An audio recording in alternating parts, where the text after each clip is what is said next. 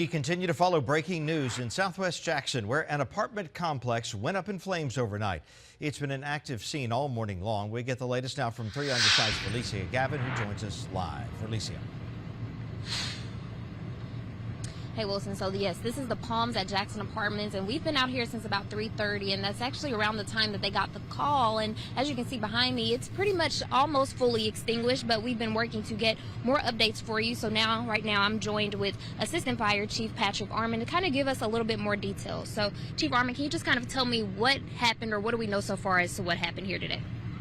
Just like you were just saying, that we got this call about 3:30 this morning. Firefighters got here and they found that we had 2 buildings, about 16 units that were heavily involved with fire.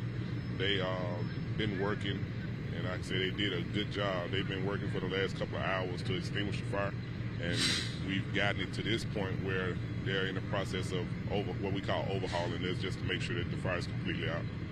And so you got the call at 3:30, and when we saw the flames kind of going down, that was at 5:30. So that's about a 2-hour time frame. So is that normal for how long it takes out to put a fire out of this size?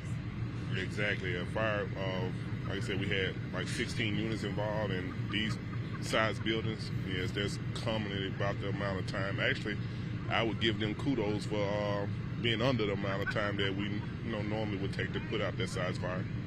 And so do we know if anyone was inside the building, or if anyone has been injured as far as putting it out, or when they first got here?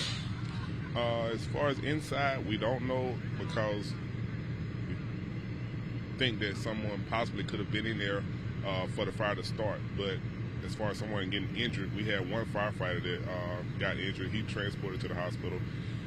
From what I'm hearing, he's okay. He just sustained a small burn, and he's being treated for it, and he should be, all right and ready to go. All right, and what are the next steps now as the fire's out? You kind of told me that you're putting out hot spots at this point, so what do they do now that the big job is done? Well, it's funny you should ask that, because right now we're in the midst of change time. 7 o'clock is what time we change. So they'll be switching out these units and bringing more fire crews here, and they'll continue to fight the fire until it's completely extinguished, and they'll,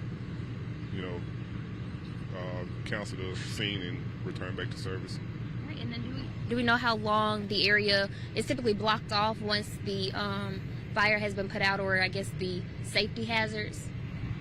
Or how long we'll be out here? Mm-hmm. No, that will be determined by the amount of time it takes to actually completely put the fire out. And I can say we won't be in any hurry, because they want to make sure it's thorough and to the point where we don't have a rekindle. And then do you know if the roads have been reopened? I know earlier the police had this area blocked off. No, this area, and this is between Tree Haven and McDowell, it'll probably be blocked off for the next couple of hours. Yeah, so if anybody going to work, probably should avoid coming this way. Well, thank you so much, Chief. Well, that's the very latest that we have here. Of course, we'll continue to keep you updated as we learn more details of what happened here at the Palms at Jackson. But for now, I'm live in Jackson. Felicia Gavin, 3 on your side.